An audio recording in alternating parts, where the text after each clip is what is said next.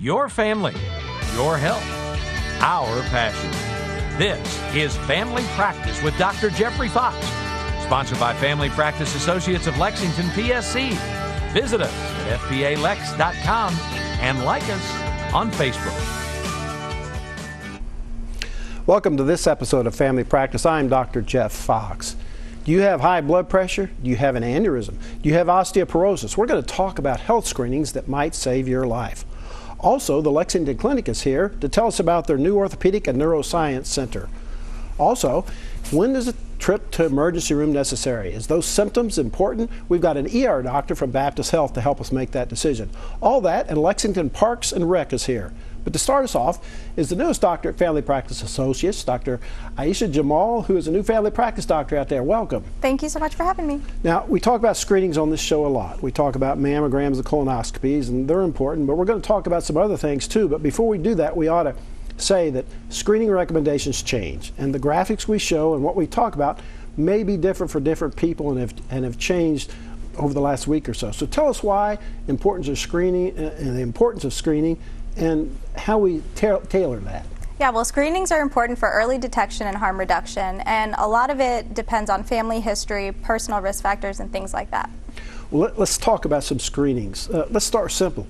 Blood pressure and cholesterol. Are they important, and what kind of numbers do we try to get to? Yes, definitely important. So blood pressure should be checked at least once a year, and ideally, you know, the magic number is 120 over 80, but as long as we're keeping it under 130 over 80, that's good. And then we start to monitor it a little bit more closely as it creeps up, and that's to prevent long-term effects on heart health, kidney health, things like that.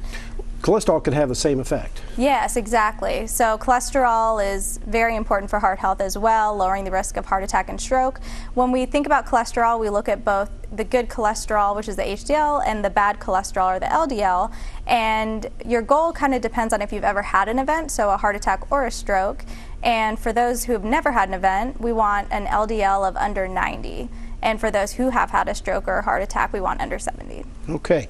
Now, another blood test screening is glucose for diabetes. Tell us what we need to do there. Yeah, so glucose is very much correlated with diet, of course, obviously what you're eating, what you're drinking, and that's kind of just a snapshot in time. But if we want to look at blood glucose control over 3 months, we look at the A1C because that's linked to red blood cells and they live for 3 months.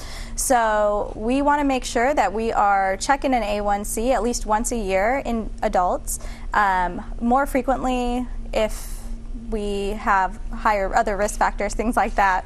But we want an A1C ideally of under 6.5. 6.5 is the cutoff for diabetes. You might do it different if you're out of control and not doing what you're supposed to be doing. Right, exactly, yes. Okay. Now, another associated with diabetes is a diabetic eye exam, which you actually could do in the family practice office. Why would you worry about that? Yeah, so if you have uncontrolled blood sugar, that can affect almost every organ system in your body, and of course one of the most important one is your eyes.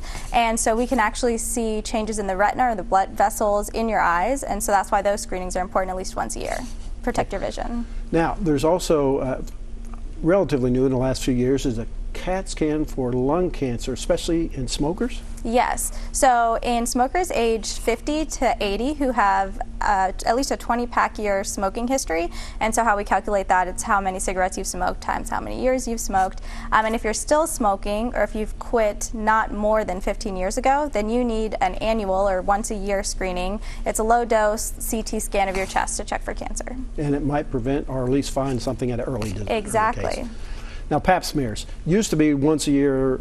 That's changed a little bit too. Yeah, so it turns out that we were doing a lot of invasive procedures when the body will clear the virus sometimes on its own, the virus being HPV, which causes cervical cancer. So now instead of starting Pap smears when you're sexually active, we start at age 21, and then we are looking at both the cells, and then if the cells are abnormal, we'll also look for the virus that causes cervical cancer HPV.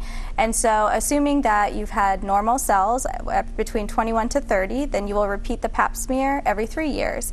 And then for women ages 30 and up, we just automatically do the viral testing and the cells, and if those are all normal, then you can spread it out to 5 years. Okay.